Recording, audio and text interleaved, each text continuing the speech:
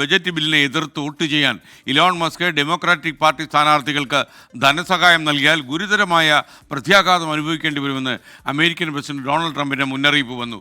മസ്കുമായുള്ള ബന്ധം അവസാനിച്ചുവെന്ന് Trump NBC news നൽകിയ അഭിമുഖത്തിലാണ് ട്രംപ് ഈ അന്ത്യശാസനം നൽകിയിരിക്കുന്നത്. മധു കൊട്ടാരക്കര അമേരിക്കയിലെ ന്യൂജേഴ്സിയിൽ നിന്നും കൂടുതൽ വിശദാംശങ്ങളുമായി ചേരുകയാണ്. മധു, യഥാർത്ഥത്തിൽ ഇവർ തമ്മിൽ ഈ തെരഞ്ഞെടുപ്പ് കാലത്തുണ്ടാക്കിയ ഈ സഖ്യം ഇത്ര വേഗം തകർന്നടിയുമെന്നും പരസ്പരം ഇങ്ങനെ അന്ത്യശാസനങ്ങൾ നൽകുമെന്നും നമ്മൾ ഒരിക്കലും പ്രതീക്ഷിച്ചില്ല. എന്തായാലും ഈ പോര് കൂടുതൽ മുറുകുകയാണോ അമേരിക്കയിൽ?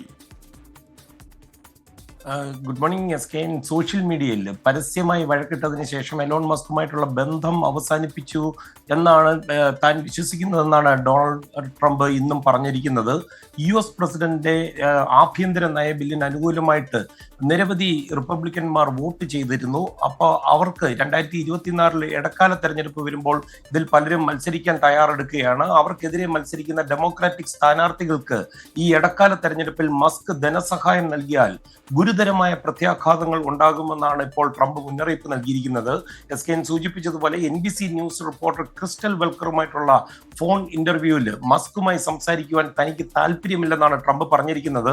എലോൺ മസ്ക് US പ്രസിഡന്റിന്റെ ഓഫീസിനോട്, അതായത് വൈറ്റ് ഹൗസിനോടും ഓവൽ ഓഫീസിനോടും അനാദരവ് കാണിച്ചതായിട്ട് ട്രംപ് കുറ്റപ്പെടുത്തുകയുണ്ടായി. മസ്കുമായുള്ള ബന്ധം നന്നാക്കാൻ എന്തെങ്കിലും ആഗ്രഹമുണ്ടോ എന്ന് ചോദിച്ചപ്പോൾ ട്രംപ് ഇല്ല എന്ന് എടുത്തടിച്ച് മറുപടി പറയുകയും ചെയ്തു. കഴിഞ്ഞ 24 മണിക്കൂറായിട്ട് ഈ മസ്കിനെ കുറിച്ച് എന്തും ട്രംപിനോട് ചോദിച്ചാലും അദ്ദേഹത്തെ പറ്റി ചിന്തിക്കാൻ തനിക്ക് സമയം ഇല്ല എന്നാണ് പറയുന്നത്.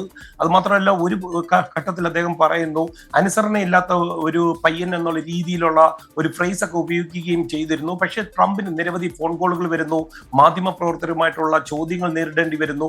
അപ്പോഴൊക്കെ ഈ മറക്കുന്നു എന്ന് പറയുന്ന ട്രംപ് തന്നെ ഇതിനെല്ലാം മറുപടി പറയുന്നു. അതിൽ അവരുടെ ബന്ധത്തെക്കുറിച്ച് ട്രംപ് വിശദീകരിക്കുന്നുണ്ട്. ഇപ്പോൾ ഈ വെള്ളിയാഴ്ച, അതായത് ഇന്നലെ വൈറ്റ് ഹൗസിൽ നിന്ന് ന്യൂജേഴ്സിയിൽ നമ്മുടെ ഓഫീസിന്റെ ഒക്കെ തൊട്ടടുത്തായിട്ടുള്ള അദ്ദേഹത്തിന്റെ ഗോൾഫ് കോഴ്സിലേക്ക് എയർഫോഴ്സ് വണ്ണിൽ വരികയായിരുന്നപ്പോൾ ഈ വിഷയത്തെക്കുറിച്ച് റിപ്പോർട്ടർമാരുടെ ചോദ്യങ്ങൾക്ക് അദ്ദേഹം ഉത്തരം നൽകുകയും ചെയ്തു.